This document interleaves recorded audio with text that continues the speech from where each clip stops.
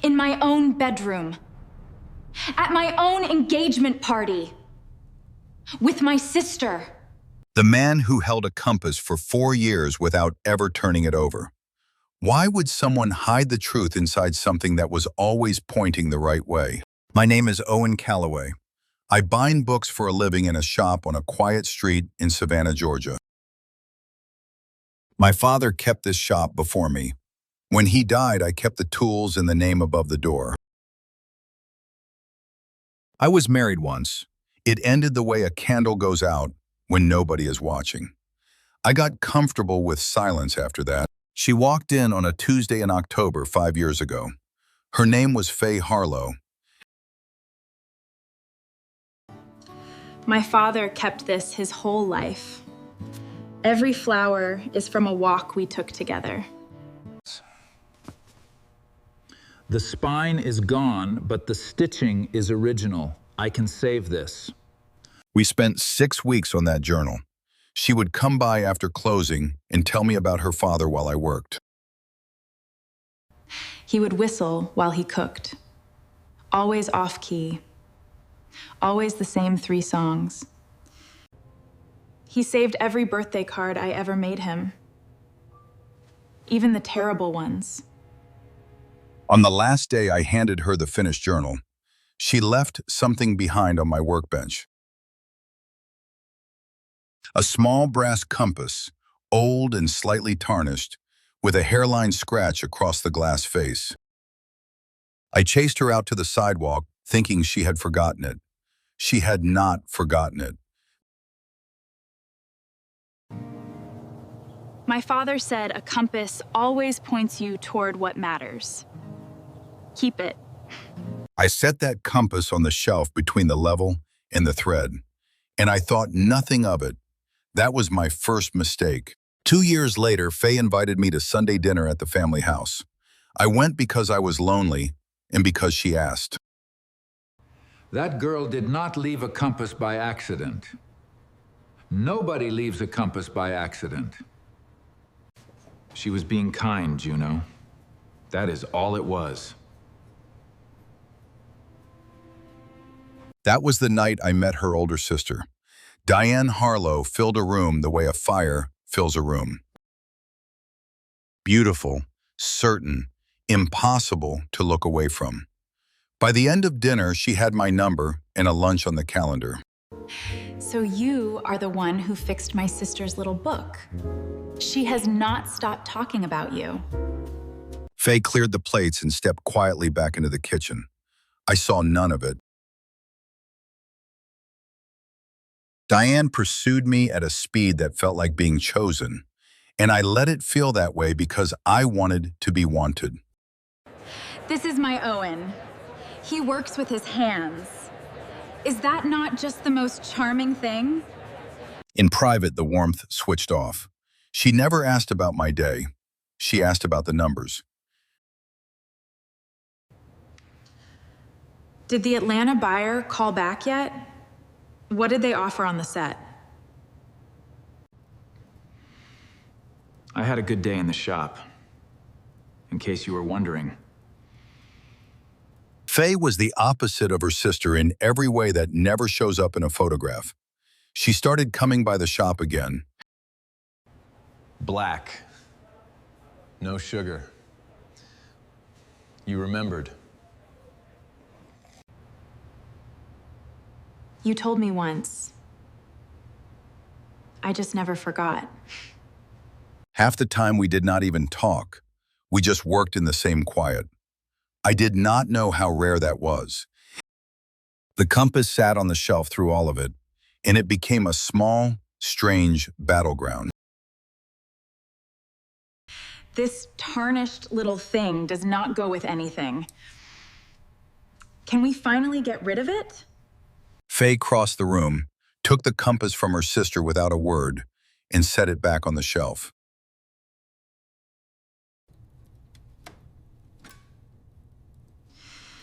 No, it stays. Diane knew the price of everything I made. Faye knew the people I made it for. My daughter is going to grow up reading from this shelf. That matters to me. I filed that away as two sisters with two different personalities. I did not understand I was watching two different kinds of love. Tobias, how is the reading nook coming along? Did the walnut hold its color? There was an afternoon our hands met on the same piece of wood. Neither of us moved for half a second. Then we both pulled back.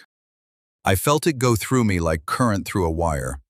I decided very deliberately not to think about it. I was an engaged man. She was my fiancé's little sister. I nailed that box shut and called it being careful.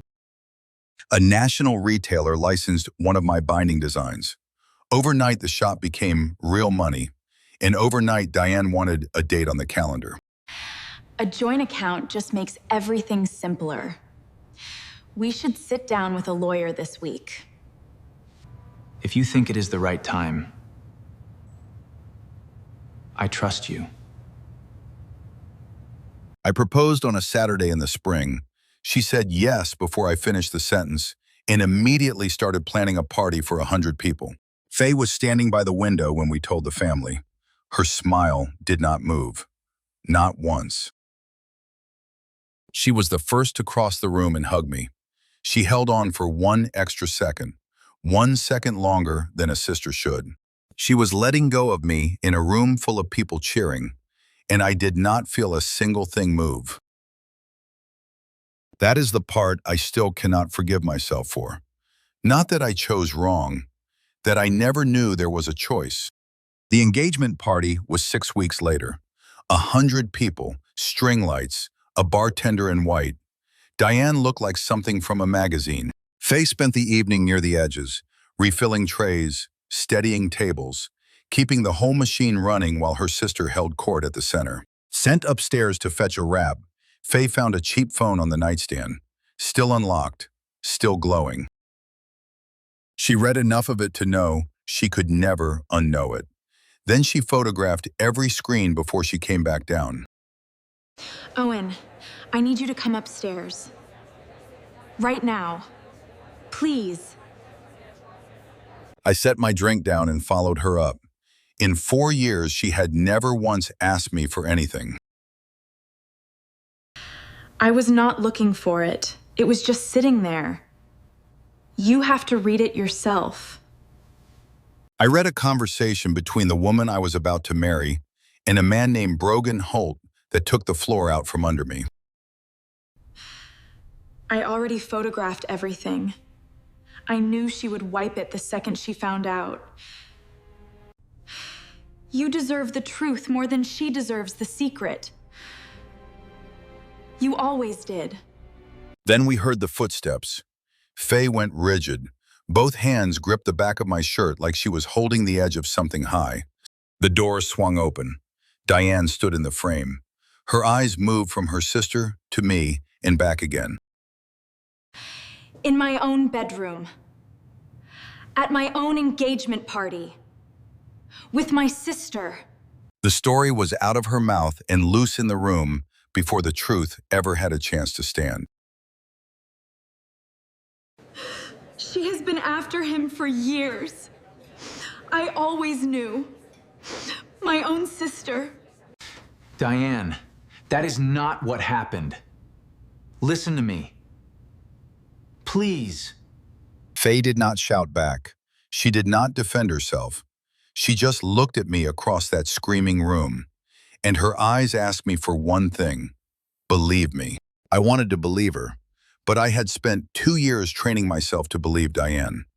Habits like that do not break in one night. So I went quiet and I went looking. Brogan Holt was real.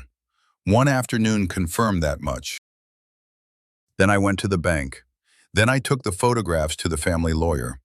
I watched the color drain out of his face. This is not the language I wrote. Someone changed the protection clause after I signed off. The document meant to protect me had quietly become a document that protected her. The seam was obvious once I knew where to look. I laid it all out on a kitchen table in the daylight. Bank statements, 2 agreements side by side.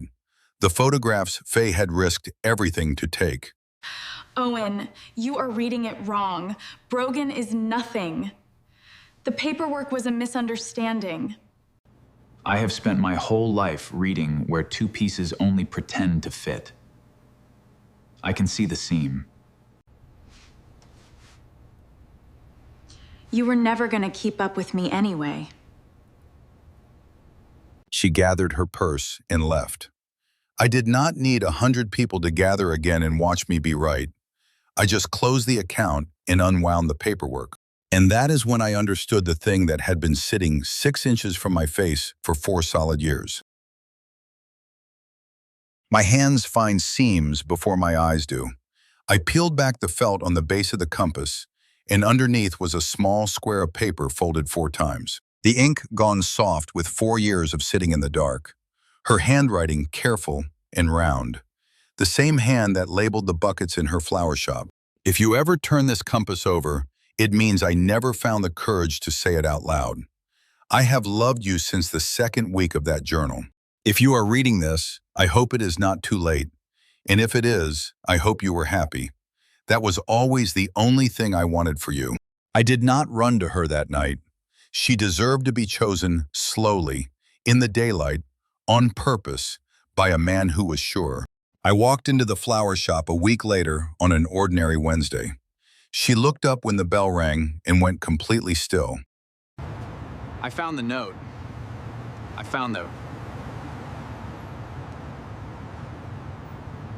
She set the carnations down on the counter carefully, as if they might break, as if she herself might break. I wrote that a long time ago. You do not owe me anything for it. I know I do not owe you. That is not why I am here. You are the only person who told me the truth when it cost you everything to say it. I have been looking straight through you for 4 years. I would very much like to stop.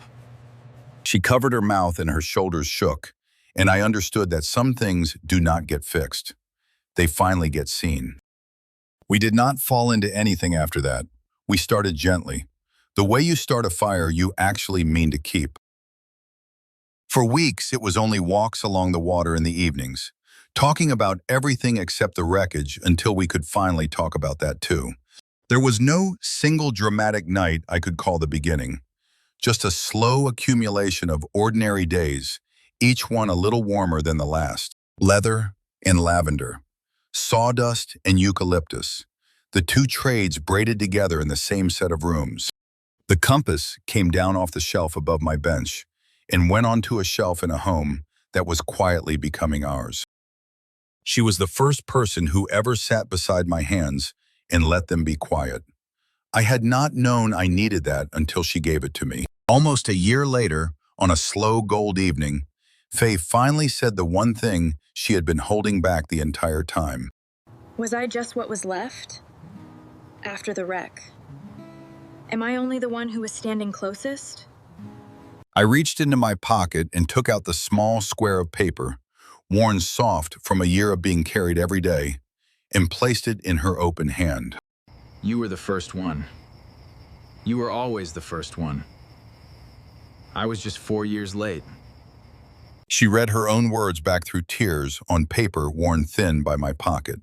She laughed and cried at the very same time. We married on a quiet afternoon, just the people who had stayed. She carried white carnations and the compass sat on the table beside the cake. One wing of that old compass lid still slightly bent. Every bit of it perfect. Every bit of it exactly where it was always supposed to be. As for Diane, the truth she worked so hard to bury did what truth always does. Brogan did not stay loyal to a sinking plan for long. She did not go to prison. She went somewhere far away where nobody had heard the story yet. For someone built like Diane, that may amount to nearly the same thing. The family came around slowly, one apology at a time. Faye never made any of them grovel for it, neither did I. For 4 years, she had felt like the largest thing in my life. It turned out she had only ever been the loudest. The quiet one just told the truth and waited 4 years for me to turn the compass over. I have learned to distrust the loud version of things. The person who tells the story fastest is not always the one telling the truth. Sometimes the truth is sitting on a stool in the corner saying almost nothing, drinking cold coffee, waiting to be noticed. So let me ask you something.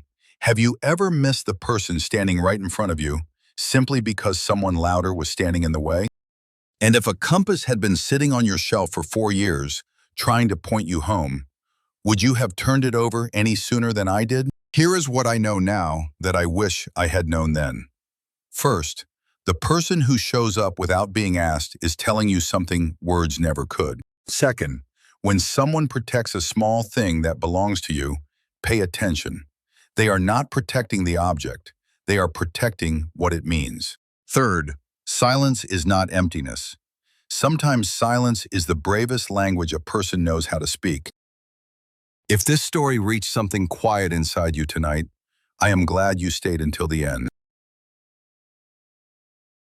Hit the like button so this story finds someone else who needs it. Subscribe so you never miss the next one. Tell me in the comments, who is the quiet person in your life you almost did not see? I read every single one. If you know someone who needs to hear this tonight, share it with them now. One tap, that is all it takes. Sometimes a single story, arriving at the right moment, can change the way a person looks at the person sitting beside them. Thank you for being here. Thank you for listening all the way through.